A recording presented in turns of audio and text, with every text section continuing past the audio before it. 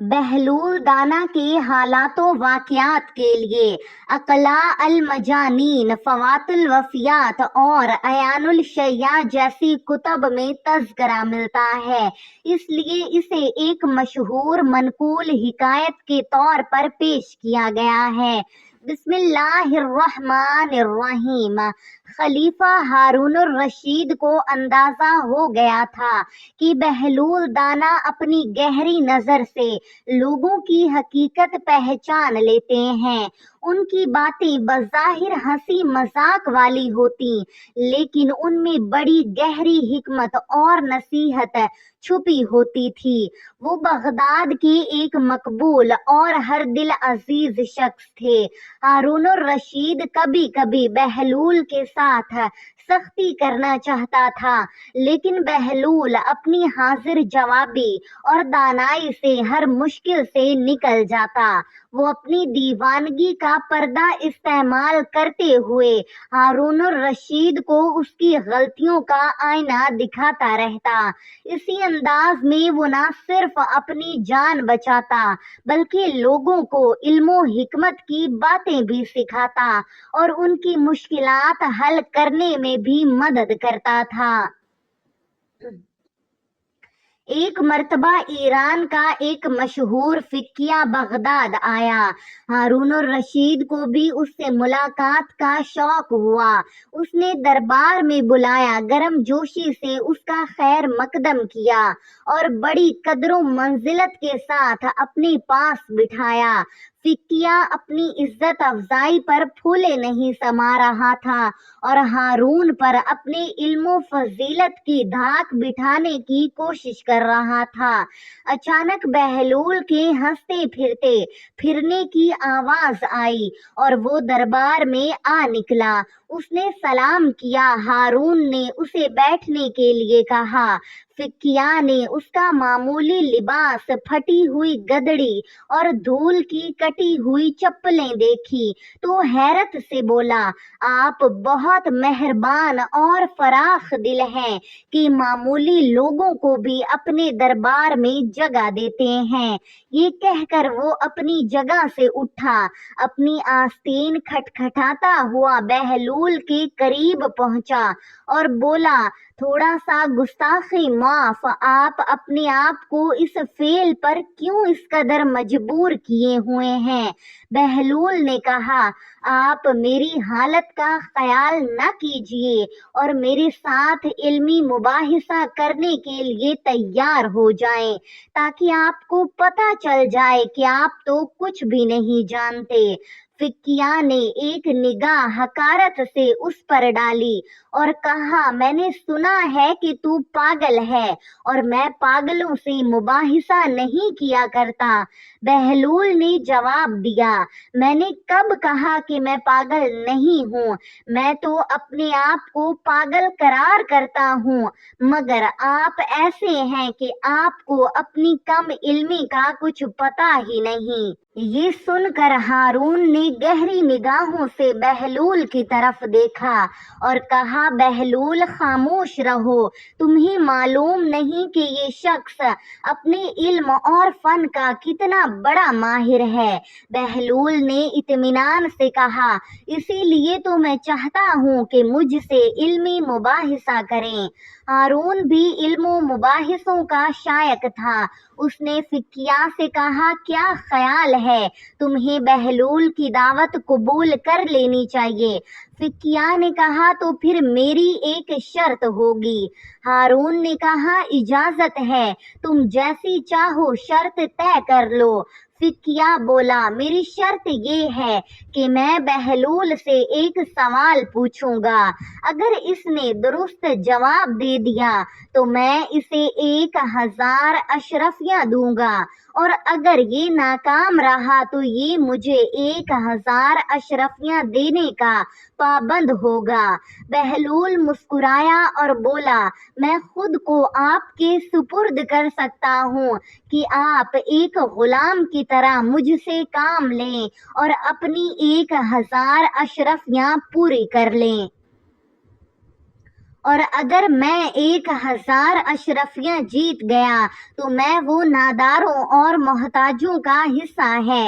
پھر اس نے کہا امیر المومنین حضرت علی مرتضیٰ رضی اللہ عنہ فرماتے ہیں کہ جہاں بھی ضرورت سے زیادہ دولت ہو اور وہاں کسی حقدار کا حق غصب ہوا ہو وہاں اسے حقدار تک پہنچانا چاہیے۔ ہارون نے کہا مجھے منظور ہے، اور کیا تم تیار ہو کہ میرا معاملہ حل کرو؟ فقیہ نے کہا بس کرو۔ بہلول نے جواب دیا علی جاں آپ کی بھی اجازت ہے؟ فقیہ نے ہارون سے پوچھا اجازت ہے؟ ہارون نے شان تمکینت سے کہا پوچھو۔ فقیہ نے اپنا مسئلہ پیش کیا۔ ایک گھر میں ایک عورت اپنے دوسرے شوہر کے ساتھ بیٹھی ہے۔ اسی گھر میں ایک شخص نماز پڑھ رہا ہے اور دوسرا روزے سے ہے۔ اچانک دروازے پر دستک ہوتی ہے اور ایک ایسا شخص اندر داخل ہوتا ہے جس کے آنے سے شوہر اور بیوی ایک دوسرے پر حرام ہو جاتے ہیں۔ نماز پڑھنے والے کی نماز باطل ہو جاتی ہے اور روزے دار کا روزہ بھی باطل ہو جاتا ہے۔ کیا تم بتا سکتے ہو کہ باہر سے آنے والا شخص کون ہے؟ دربار میں سناٹا چھا گیا۔ لوگ ایک دوسرے کا منہ تکنے لگے۔ بہلول نے برجستہ کہا گھر میں داخل ہونے والا شخص اس عورت کا پہلا شوہر ہے۔ فقیہ حیران ہو کر اسے دیکھنے لگا۔ بہلول نے وضاحت کی پہلا شوہر سفر پر گیا ہوا تھا۔ اس کے بارے میں یہ خبر ملی تھی کہ دوران سفر اس کا انتقال ہو گیا ہے۔ اس عورت نے عدت پوری ہونے کے بعد اسی مرد سے نکاح کر لیا تھا جو اس کے برابر بیٹھا ہوا ہے۔ دونوں نے 2 ایسے شخص بھی مقرر کیے تھے جو مرحوم شوہر کے لیے قضا نماز ادا کریں اور روزے رکھیں، لیکن پہلا شوہر سفر سے واپس آ گیا کیونکہ اس کی موت کی خبر غلط تھی۔ چنانچہ اس کے آتے ہی دوسرا شوہر اس عورت پر حرام ہو گیا اور ان دونوں افراد کی نماز اور روزہ بھی باطل ہو گیا۔ جو پہلے شوہر کو مردہ سمجھ کر اس کی طرف سے نماز پڑھ رہے اور روزے رکھ رہے تھے۔ ہارون نے کہا مرحبا مرحبا، بہت خوب بہلول، بعض اوقات تو تمہاری دیوانگی ہزاروں داناؤں کو بھی مات دے دیتی ہے۔ ہارون نے بہلول کی تعریف کی اور درباری بھی اس کی تحسین کرنے لگے۔ جب شور کچھ کم ہوا تو بہلول کہنے لگا عالی جاں کیا اجازت ہے کہ میں بھی حضرت فقیہ سے ایک سوال کروں؟ ہارون نے کہا اجازت ہے۔ بہلول نے پوچھا کیا آپ تیار ہیں؟ فقیہ نے کہا ضرور پوچھو۔ بہلول نے کہا فرض کریں ہمارے پاس ایک مٹکا شراب اور ایک مٹکا سرکہ موجود ہے۔ ہم شربت تیار کرنے کے لیے ایک پیالہ سرکہ اور ایک پیالہ شراب مٹکوں میں سے نکالتے ہیں اور دونوں کو کسی برتن میں ملا دیتے ہیں۔ اس وقت پتہ چلتا ہے کہ اس میں تو ایک چوہا مرا پڑا ہے۔ کیا آپ بتا سکتے ہیں کہ مرا ہوا چوہا سرکے کے مٹکے میں تھا یا شراب کے مٹکے میں؟ دربار میں سب مسکرائے اور سب کی نگاہیں فقیہ کی طرف لگ گئیں کہ وہ اس معاملے کو کس طرح حل کرتا ہے۔ وہ گہری سوچ میں مبتلا ہو گیا اور بہت دیر تک ایک لفظ بھی نہ بول سکا۔ ہارون اتنا انتظار نہ کر سکا اور بولا بہلول نے تمہارا معاملہ حل کرنے میں ایک لمحہ بھی نہیں لگایا، تمہیں بھی اس سوال کا جواب اسی طرح دینا چاہیے۔ فقیہ کا دم صاف ہو گیا، اس کی نگاہ جھک گئی اور اسے اپنی شکست کا اقرار کرنا ہی پڑا۔ اس نے کہا عالی جاں میں یہ معاملہ حل نہیں کر سکتا۔ ہارون نے بہلول کی طرف دیکھا اور کہا بہلول بہتر یہی ہے کہ تم خود اس معاملے کو حل کر دو۔ بہلول مسکرایا اور کہا کیا حضرت فقیہ اب بھی اپنی ناسمجھی کے قابل ہیں یا نہیں؟ پھر بولا سنیے، ہمیں چاہیے کہ اس چوہے کو شربت سے نکال کر اچھی طرح دھوئیں، پھر اس کا پیٹ چاک کریں۔